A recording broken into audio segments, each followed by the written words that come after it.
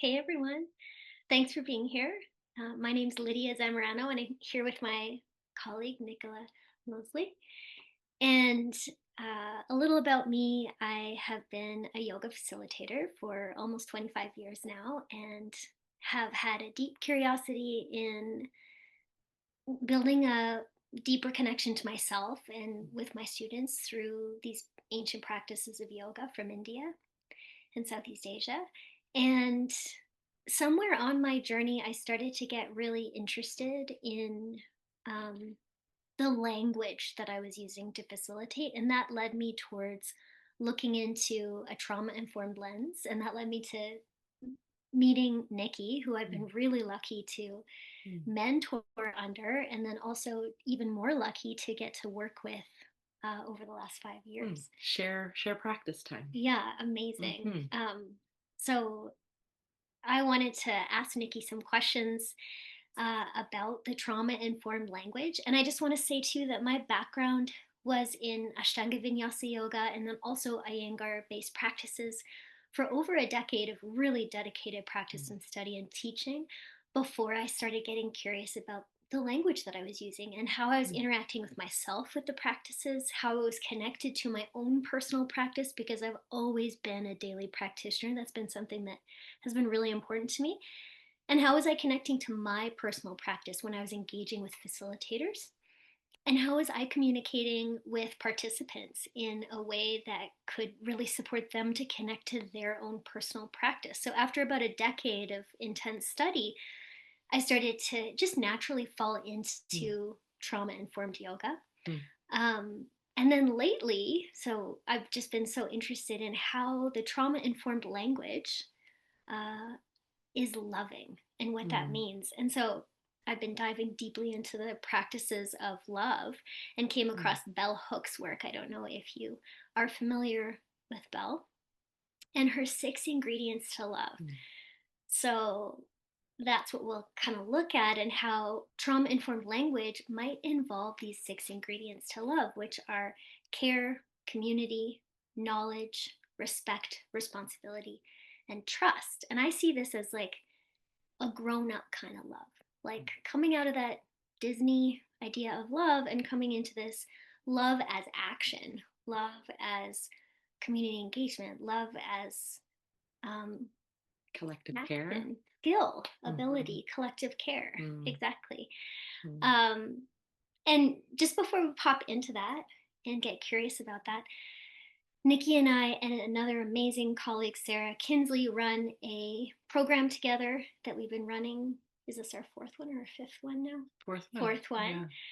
Yeah. And it's starting November 1st, 2025. And we'll add the link here if you're interested, you want to ask us any questions about that. It is now fully on demand. It used to be an offering where we Hmm. were live online in a 6 month container. Now the program is fully on demand. You get the whole bundle for a quarter of the price. And you get a Mm, year to really marinate in that content. And then you also have access to us as facilitators 3 times a year to ask any questions. You have access to our email, and you can get curious about what kind of language are you using. And for me mm, personally, and I want to ask Nikki that as well, but for me personally, that language has been much more far reaching. And our program's actually called Off the Mat, Trauma Informed Practice on and Off the Mat. So it's mhm. like, how has that language impacted my communication in my relationships? Um, and in my difficult relationships, how has that communication impacted my life? Mm. Well, I love that you talked about folks get a year to marinate in it because it really is a journey. It's like shifting. When I think of language, language is culture. And so it's kind of shifting a culture within to bring to the world, Mm-hmm. and it takes time to shift language, kind of working with our with our brains as well, and our bodies. Mm-hmm. Hmm. Yeah. And Nikki and I were both really dedicated Mysore practitioners at one point. And I think that a Mysore room with this really intelligent facilitation can really lend itself towards a Hmm. trauma informed lens and um, this opportunity to really connect to our choice, Mhm. our own choices. Mhm. And so we just wanted to say that we love the Ashtanga practice, and at its root, that the forms and the intention behind Mm. it really, your body being, um, the form is invited into your body, not your body invited into the form. So just a shout out to that. Well, and I think about when I was practicing, when I was engaging on a really consistent, committed level, it was when I was studying, initially starting the study of trauma informed practice in yoga. And I really saw how they met, where you're choosing to go in your own pace, you're Hmm. in this collective space, going at your own pace. You're ideally really listening from this place as you engage with different shapes and different forms in that practice. So um, it's kind of neat to look back and be like, oh, yeah, I was deeply immersed in a Mysore practice when starting my deep immersion into trauma informed practice and trauma informed language. Yeah. Hmm. So I wanted to come back to the 6 ingredients to love, and I also created a meditation around those 6 ingredients. So if you want to go a little deeper, I'll also add that to the link here, and it's complimentary for you, so it's free. You can Mm. dive into that. Uh, but yeah, I've been on this journey of thinking like, how does my language reflect these ingredients? So the first one being care, Mm. and we could look at trauma informed practice, I guess, as a practice of non domination. Mm. And I think that is a deep practice of care. What do you think about Hmm. care being part of the trauma informed language? Yeah, I mean, I think when I think about trauma informed language, it's um, speaking from a place of authenticity, right? So meaning what you say Hmm. and tending to the collective with your language. And so when I think about care, it's like um, really being in this authentic place with one's language and meaning what we are saying Hmm. so that others can meet that language and begin to care for themselves in the way that their body or their choices might Hmm. support their becoming.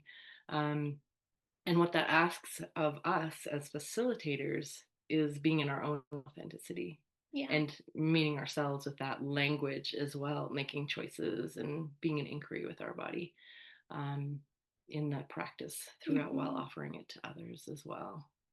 Yeah. Yeah. That's such a beautiful um, reminder that authenticity Mm-hmm.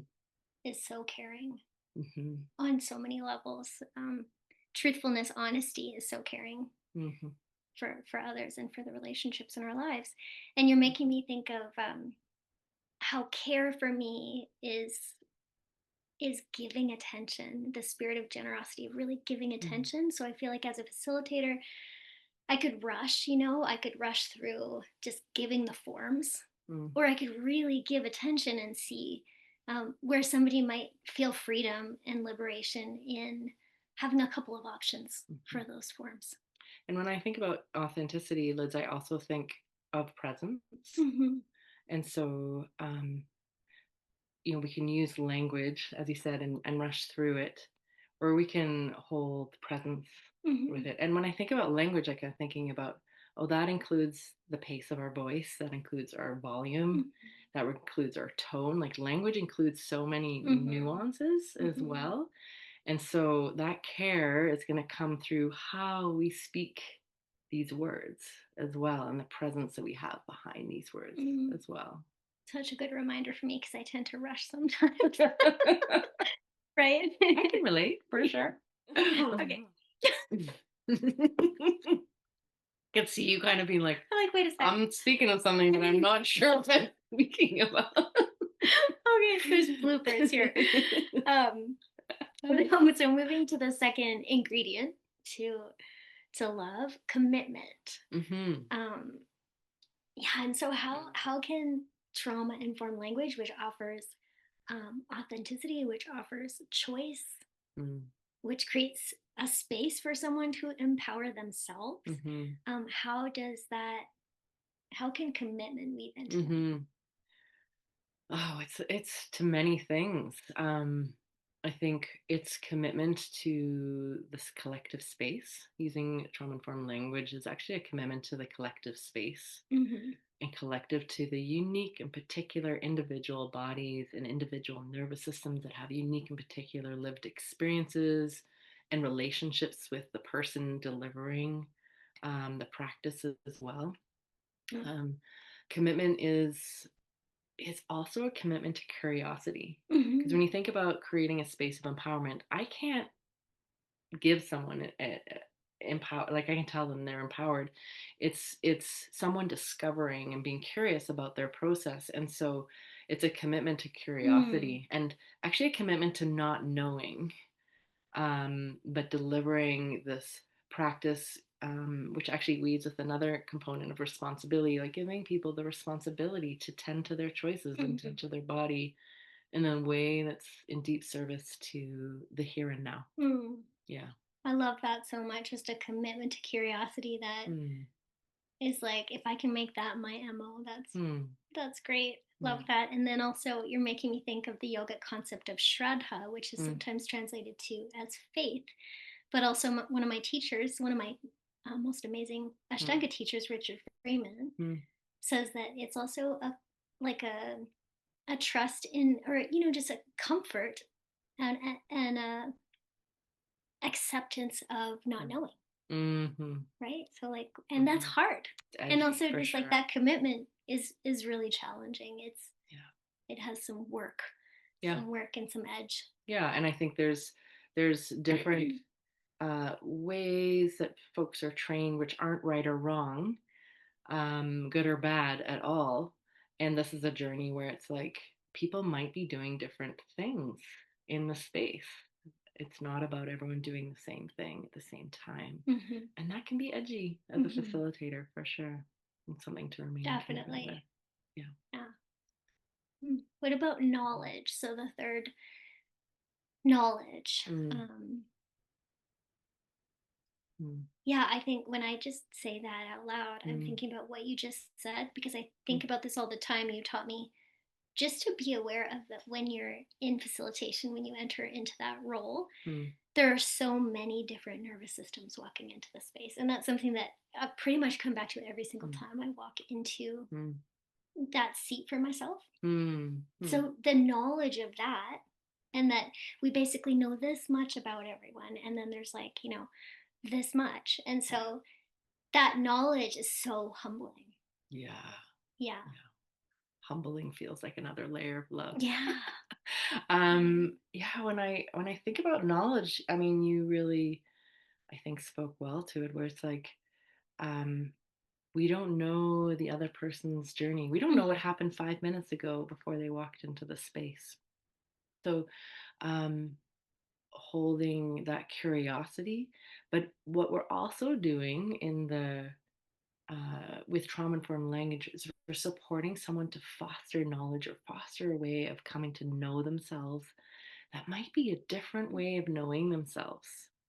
So we're actually opening up a space for there to be generative knowledge, but maybe it's knowledge that's different from this like intellectual space, but knowledge from a body centered place. Although when I think about trauma informed language, Mhm. when we're inviting someone through a language of inquiry to like Mhm. notice what's happening in their body and connecting that to choice, we're actually connecting some really Mm. specific neurophysiological pathways. And so we are working with specific parts of Mhm. the brain that are a part of knowledge, our knowledge system. Mm.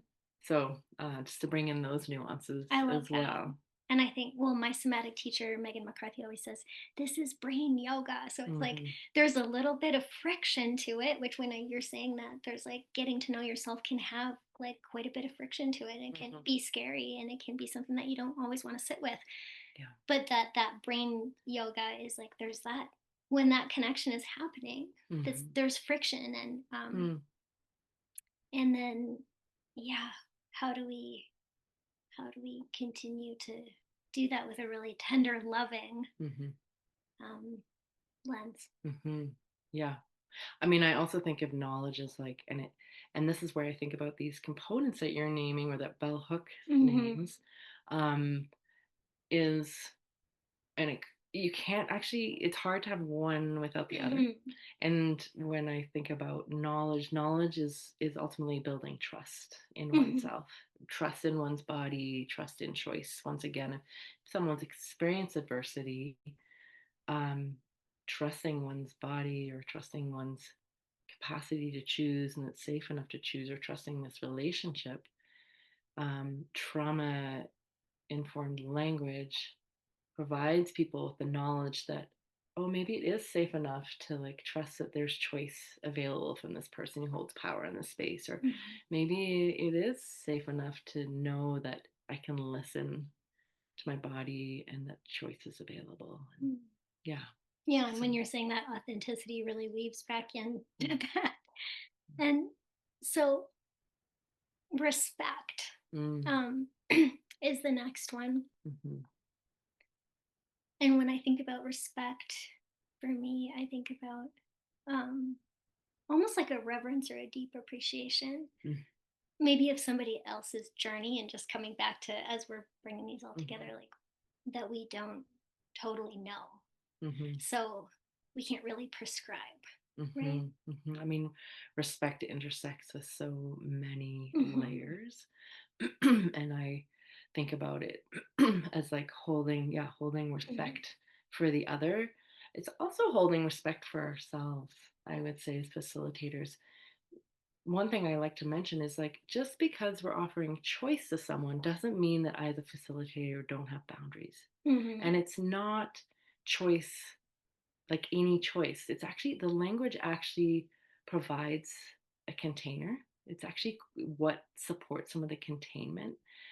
And to me, that having containment with the language, trauma informed language, is actually holding respect and reverence for the practice and for the practitioner, Hmm. and knowing that boundaries are still available within that, which is deep respect as well. Yeah, when you're saying that, I think about because when it's done well, it Hmm. has that container, and that's a learning curve. So I think, Hmm. when I started, I think having the container too loose um, doesn't provide that kind of safety that I need as a Mm, facilitator, or that maybe even the practitioner needs. mm, Yeah, so that's such a good point, is having, and also just the respect to know that when most brains are offered five choices, they just basically go scramble. So it's like two, you know, max, and yeah. then there's that container. Mm, Or you might just try this one. mhm, So I love that, mhm. getting into the technicalities of that And language. specific location. I mean, there's so many Yeah. nuances that support containment, which ultimately is respect for Hmm. the capacity in the room too. Mhm. And then responsibility is the next, and I know we kind of touched on that a Yeah, little bit. yeah, yeah. I guess Yeah, like I'm just looking yeah, here. I did take a few notes great. to think about this, because it's important, really important conversation I think we're Mhm. having. And I mentioned originally, I think just earlier in this conversation, is language forms culture. Mhm. And when holding a collective space, there's a responsibility as a facilitator. Like when people come into a space, um, they're looking to the facilitator, they're looking to those who are guiding the practice to be the one holding safety in the space.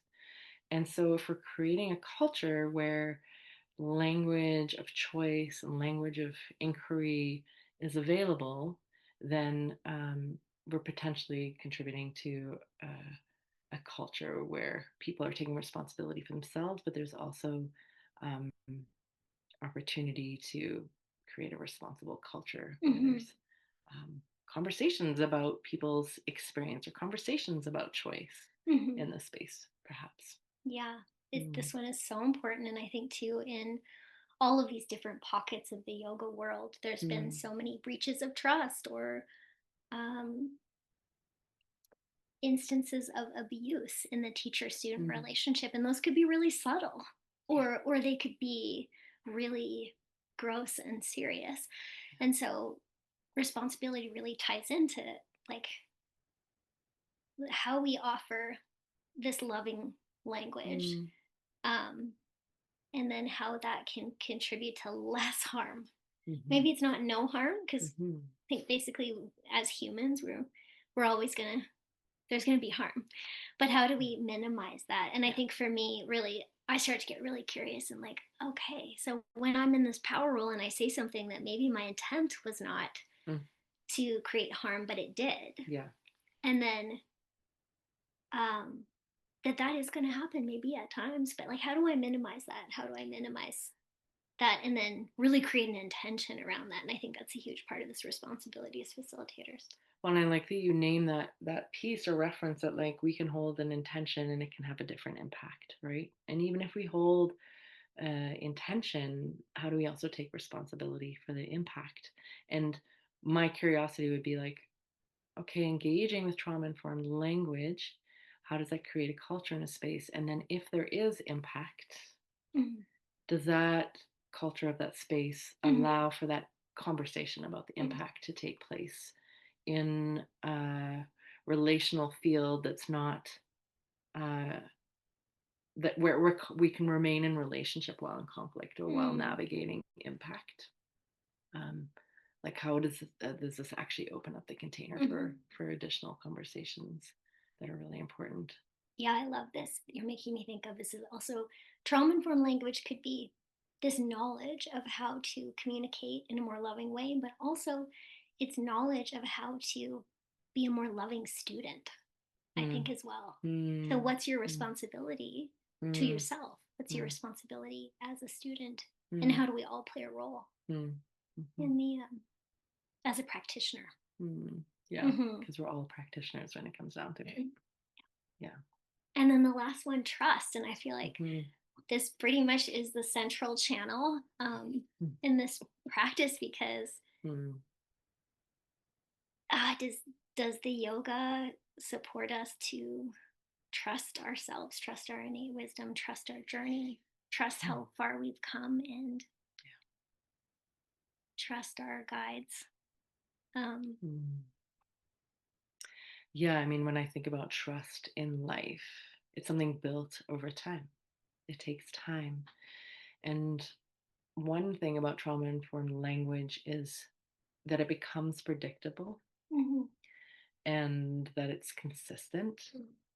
And we talk about if folks have experienced long term adversity, it's like there might be experiences where it's never been safe to make choice or never actually heard that choice is available. So over time, in my experience, it can be like folks building a relationship with making choice or trusting that you actually mean I have choice, that you're safe enough to mhm, make a new choice with. mhm, Or there may be so many other things that there's vigilance mhm, around that they don't recognize. A person might not recognize the choice is actually available for some time.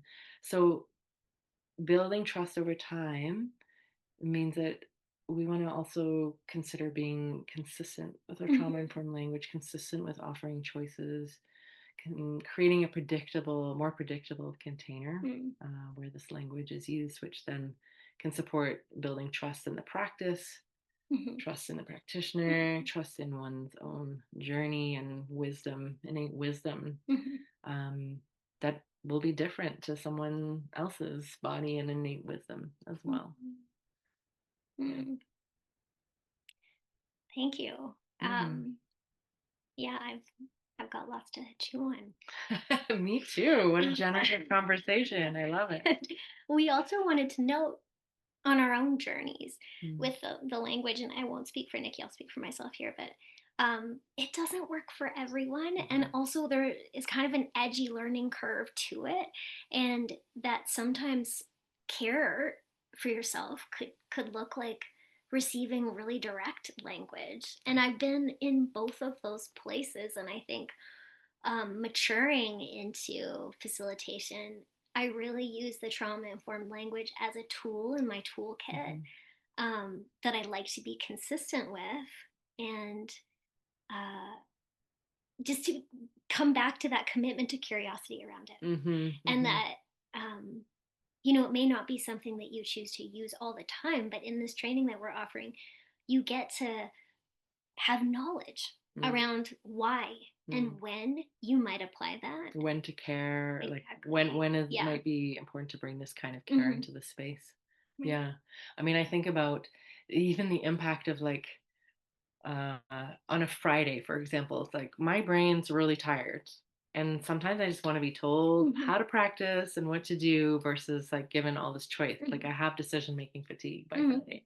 So our energy levels can also play a role in how people might come into Hmm. relationship with trauma informed language too, and when it might be appropriate or not appropriate. Hmm.